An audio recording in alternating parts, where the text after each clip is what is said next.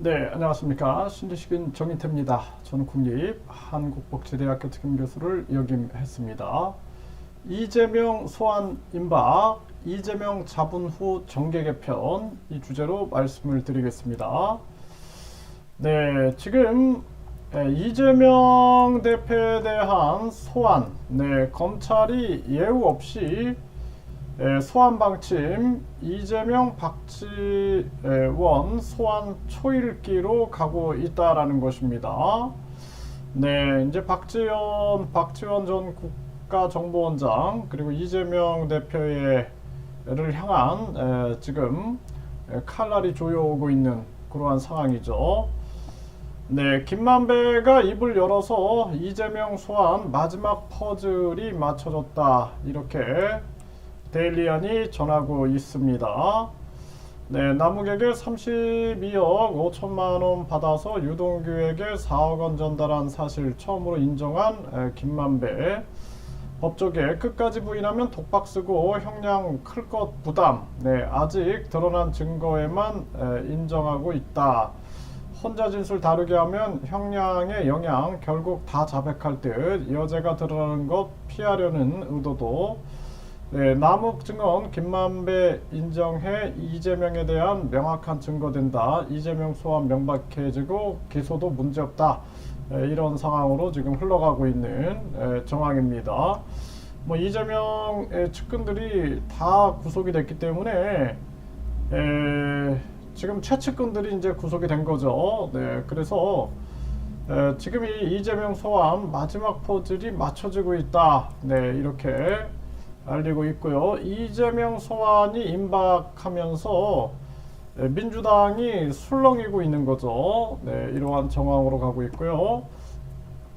검찰은 뇌물 혐의 전징상에 대한 구속영장 구속이 됐죠. 네, 이재명 소환이 초읽기로 가고 있다. 네, 이재명 소환 초읽기 검찰이 전방위 수사를 하고 있다라는 것입니다. 네, 지금이 이렇게 이제 이재명에 대한 소환이 초읽기가 되고 문재인 전 대통령에 대한 지금 수사가 이제 가능해질 수 있는 정황이 되는 거죠. 그러면서 야당 쪽이 벌집을 쑤셔놓은 듯이 혼란을 만들어 놓고 그리고 지금 정계 개편 움직임이 있는 거죠. 개국공신에서 창당공신으로 김한길 윤 대통령 회동 후에 전국 순회 해처 모여식 정계 개편 신호탄. 네, 뭐 과거의 열린우리당이라든지 이러한 움직임처럼 네, 여건발 정계 개편 키 김한길 우상우는 창당 전문가다 이렇게 얘기를 하고 있는 거죠. 네, 윤 대통령이 김한길 계속된 중용에 속듯 국민통합위원회다 해서 이 김한길이 이제 민주당 측에 있었던 인사인데 지금 아주 교묘하게 윤석열 정부가 활용하고 있는 이러한 모습이 나오고 있는 겁니다. 네, 이제 뻔한 그림으로 가고 있는 거죠. 네, 그리고 박영선이 연일잼 날리는 박영선 정계 개편 차기 대표설 솔솔 나오고 있다. 그리고 이제 이 여당도 총선을 앞두고 있는 거예요. 지금 문제는 총선을 앞두고 있고 지금 민주당도 이 포스트 이재명에 대해서 목소리가 나오면서 지금 결국에는 정계 개편 신호탄을 쏘고 있는 게 아니냐. 뭐 이렇게 비춰질 수가 있는 거죠.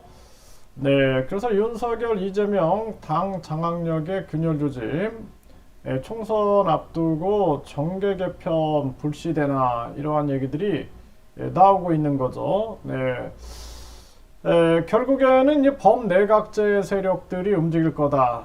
그래서 이재명, 윤석열 체제를 한 방에 날릴 수 있는 그러한 상황으로 움직여지고 있는 정황이다 이렇게 보여지고요. 네, 민주당 허망한 단일대오 당대표 리스크 연말에 폭발하는가. 네, 지금 이제 이렇게 흘러가고 있는 거죠.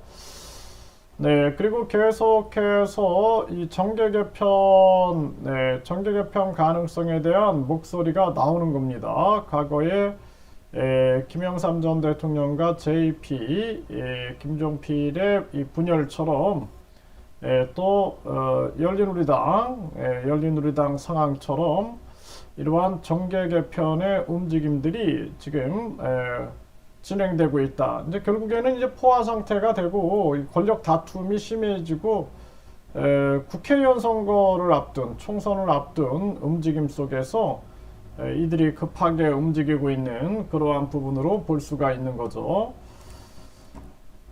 네, 그래서 지금 대한민국 정치는 총선을 앞두고 문재인 정부에 대한 수사 그리고 이재명 잡기 이러한 상황이 진행이 되면서 결국에는 정계 개편이 일어나는데 강력한 범내각제 세력들의 움직임이 점쳐지고 있고 윤석열 한동훈 진영에서도 고민이 많을 겁니다. 범내각제 세력과 손을 잡아서 문건형 대통령제로 갈 것인가 아니면은